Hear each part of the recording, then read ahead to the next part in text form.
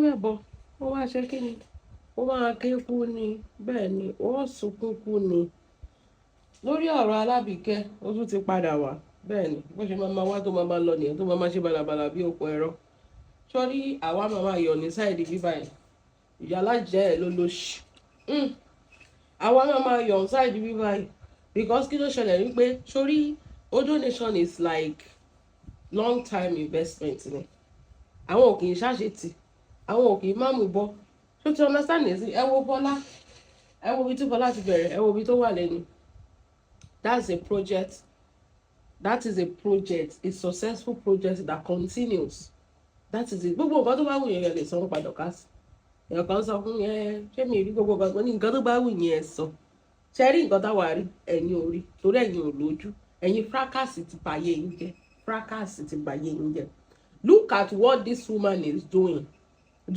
ní kẹ́ ẹ wò ẹ compare and contrast ẹ wo gbogbo ẹ̀ káàkiri lórí social media who dey deliver like Dorcas bring the person out now bring the person out who dey deliver like Dorcas that is it if you judge based on that ìyẹn gangan ni reality that is different from alebura wa fracas ká bójú ara wa jẹ́ but when it comes to the reality of things that is what I call reality.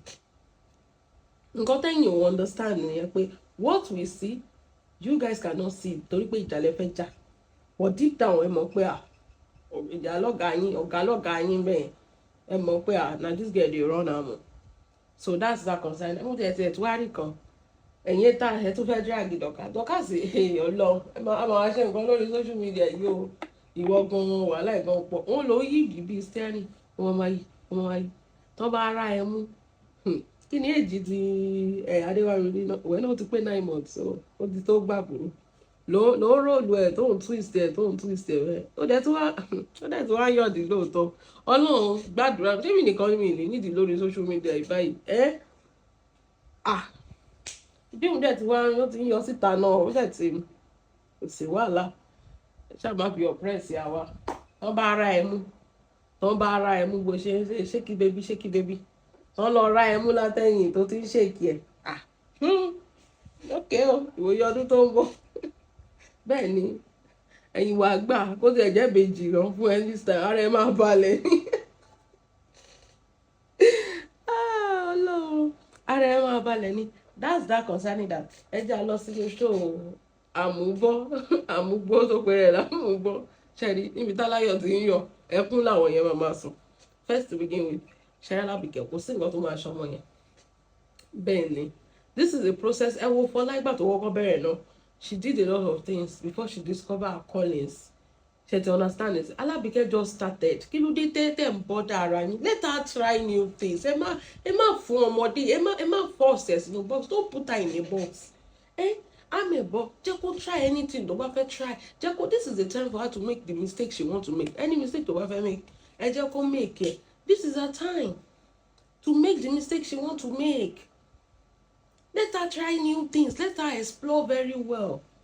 Then she will know that this is what anyone drag it. You can yàtọ̀ sí ground to every leg. Wọ́n ṣá tọrọ owó lọ́wọ́ yín, wọ́n tọrọ owó oúnjẹ, wọ́n tọrọ owó nǹkan lọ́wọ́ yín. Téèyàn máa ń ṣe tiẹ̀ kò mọ̀ ṣe, kò ṣe dáadáa. Ẹ̀yin ẹ fi ti yín hàn wá.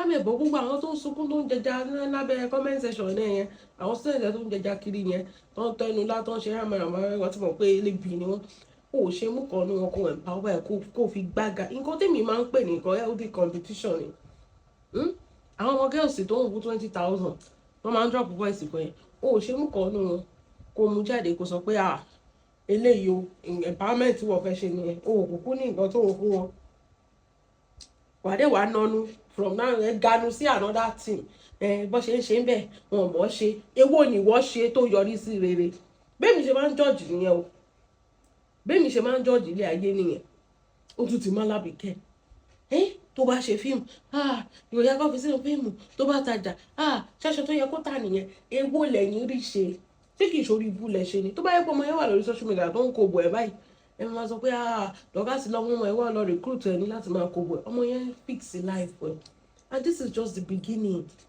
she will try a lot of things she will try new things she will try so many things and ó máa wá discover pé lè ló jẹ́ òun lọ́wọ́ kó tó dúró lórí ẹ̀. So ẹ má bùlé ọmọdé, ẹ wo ẹ farabalẹ̀.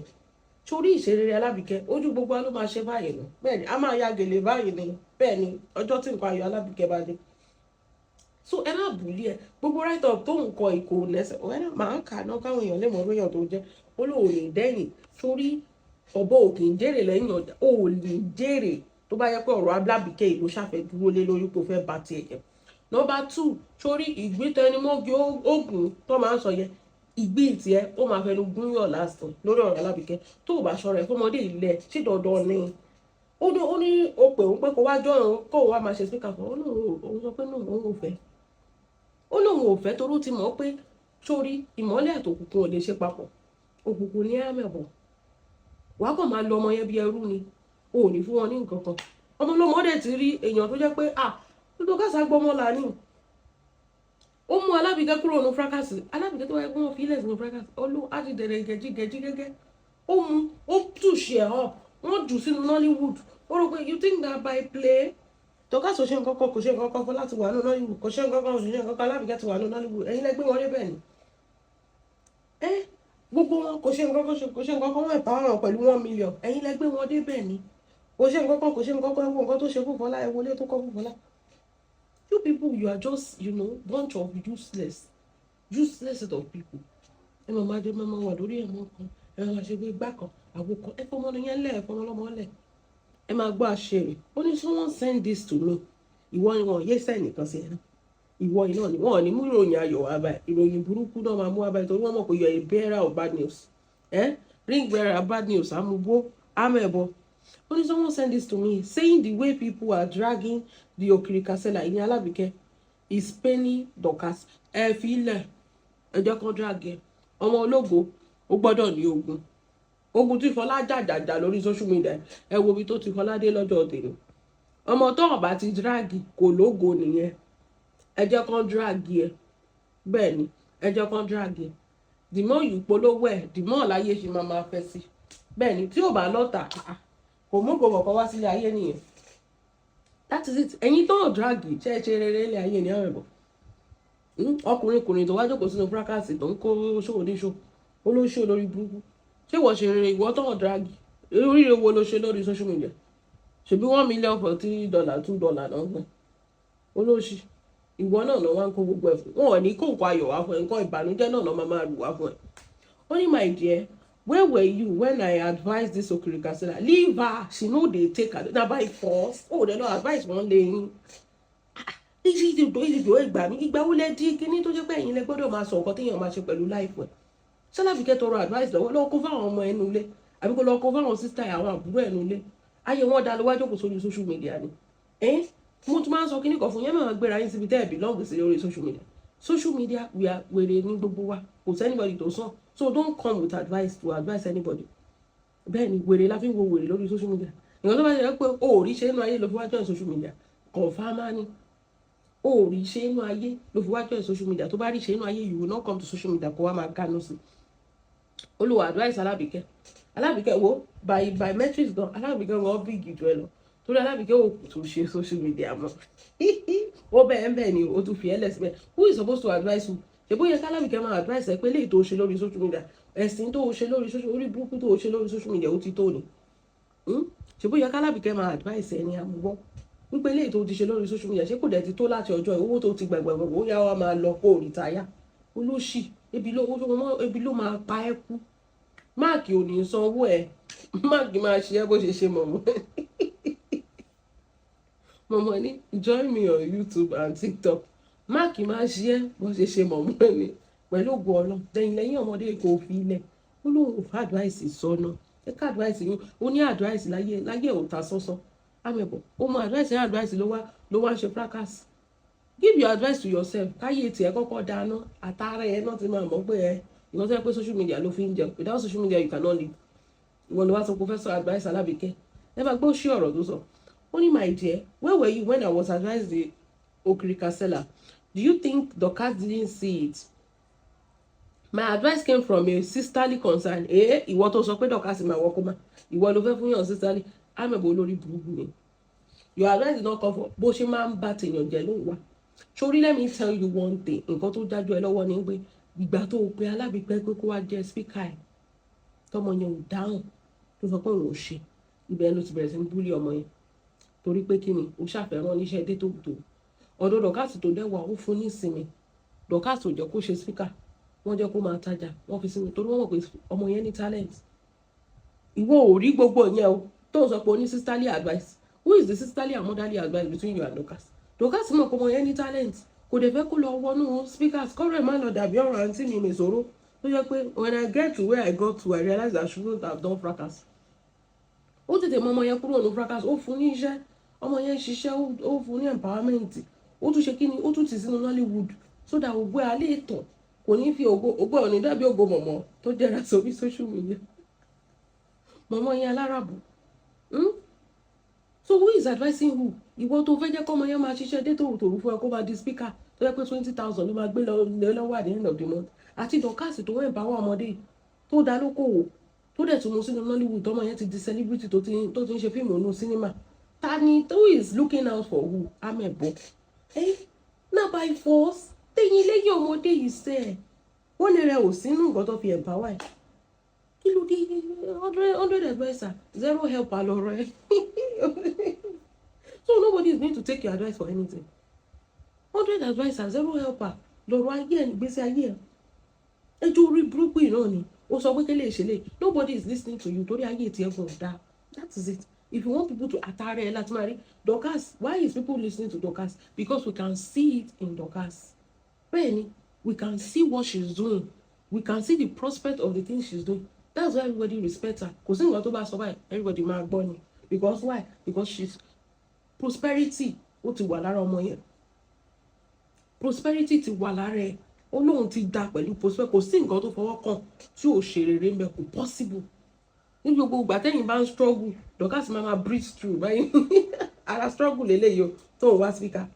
Your advice came from a place of sisterly concern not hate it's a hate because you wanted her in your team and she refused to join you and I will repeat it again you can't be in fracas with 50% of the audience in abroad base and still be selling okrika let her sell it you were in fracas ó sọ pé òun gbèjà Queen Mother òun wà lẹ́yìn Queen Mother ó mọ Queen Mother rí òun chat pẹ̀lú Queen Mother ó dẹ̀ lọ ń gbé fídíò immunizer tó ń parọ́ mọ́ Queen Mother tó ń parọ́ mọ́ Wùmí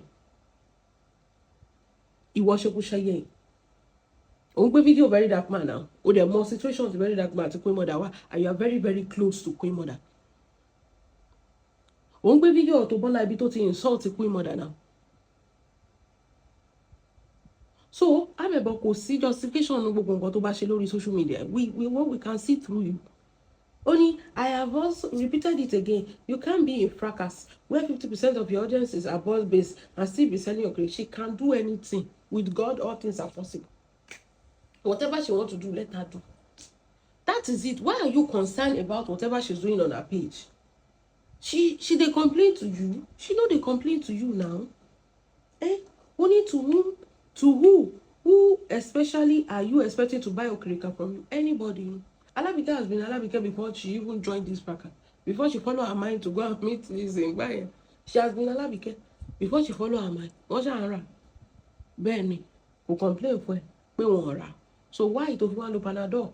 Tó gbẹ́rù ẹlẹ́rù lórí tó fa tiẹ̀ lọ́wọ́ Amebo lọ́wọ́ àṣẹṣe. Ọ̀lẹ ọkùnrin ni ẹ́ lọ́wọ́ àṣẹṣe. Má ṣọ́ ọmọ ọlọ́mọ kiri mọ́. Má ṣọ́ ọmọ ọlọ́mọ kiri mọ́. Lọ́wọ́ àṣẹṣe.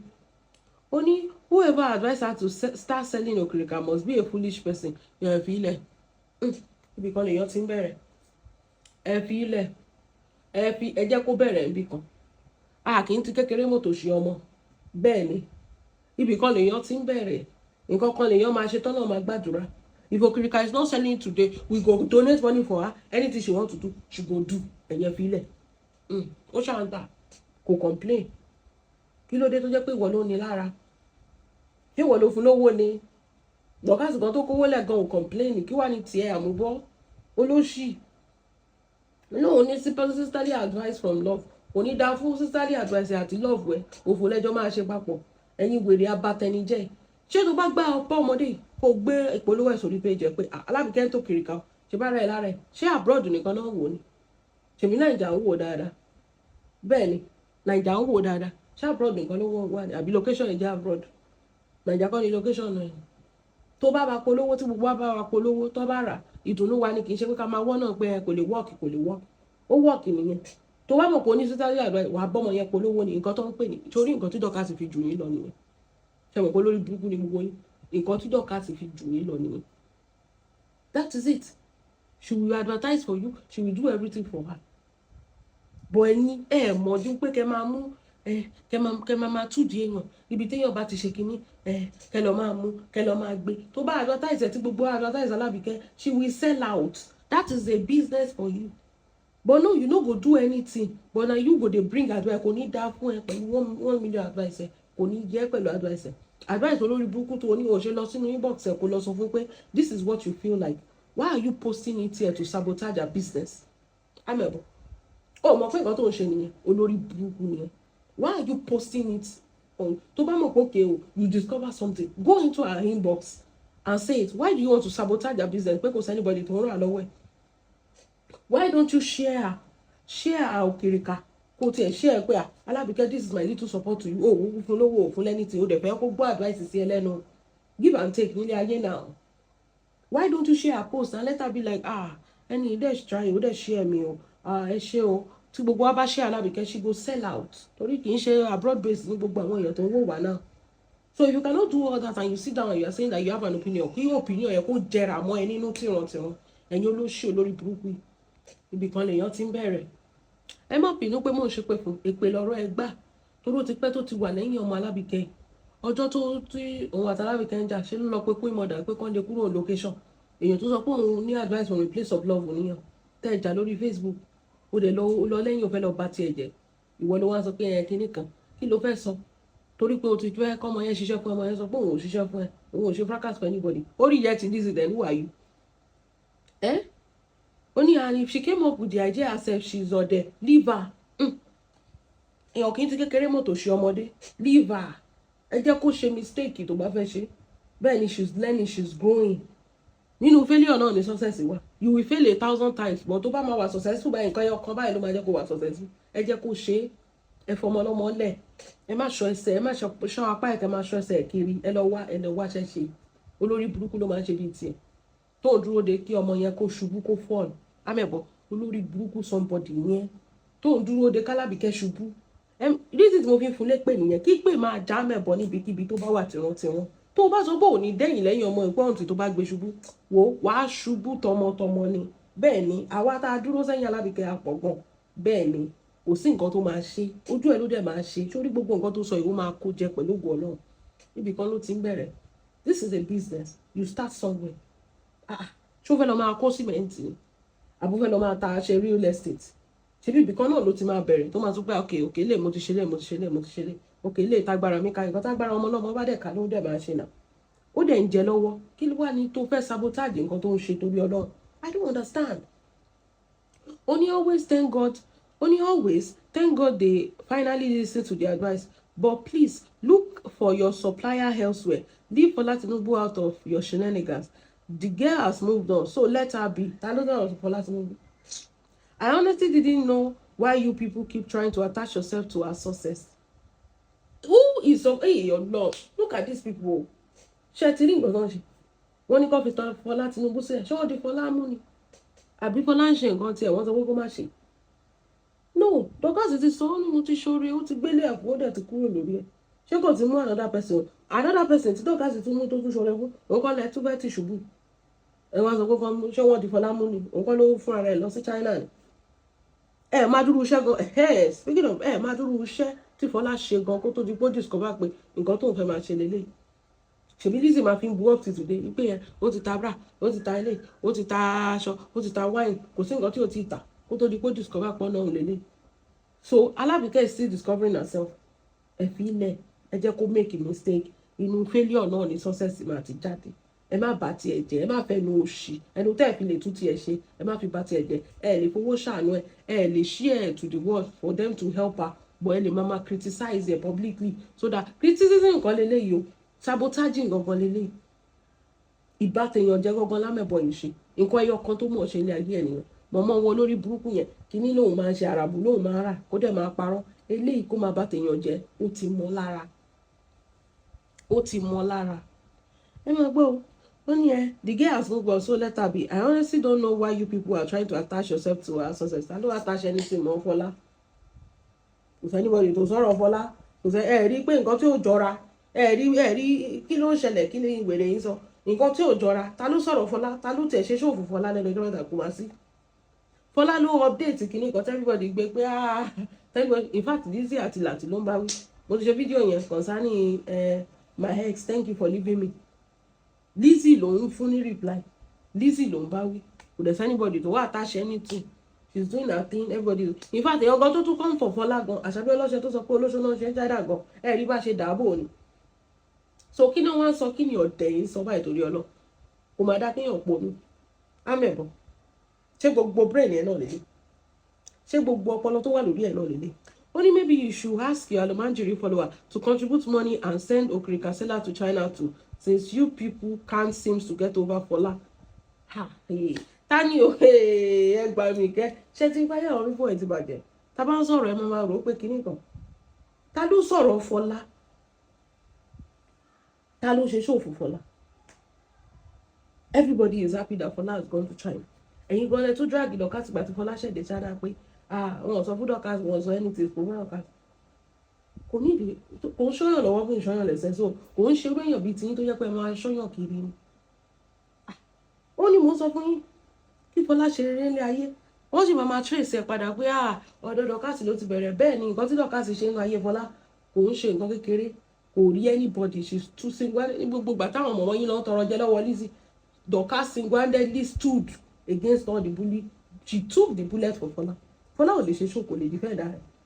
Ṣé mọ nǹkan tó ṣẹlẹ̀ tí more than 5-6 speaker bá dàbò Dorcas nìkan ni, and she stand gallantly for Fola day and night. 1,000 show, 1 billion show, na joke to you. Kò sí bẹ́ẹ̀ ṣe fẹ́ twist narrative, kò sí ibi tí Fola délé ni. The genesis is Dorcas. Ṣé mọ̀ pé kì í ṣe pé torí pé mo ti join Dorcas tipẹ́tipẹ́ mo ṣe àwa ti mọ̀ láti bẹ̀rẹ̀ láti wà ń bẹ̀ nígbà tí gbogbo kìíní yìí bẹ̀rẹ̀. Mọ̀mọ́ yín lọ tọrọ jẹ lọ́wọ́ Lizzy ìgbà yẹn. That is it. Nobody stood for Fola, it was only Dorcas. So kò sí bẹ́ẹ̀ ṣe fẹ́ twist narrative. Nǹkan tá a mọ̀, you cannot change it.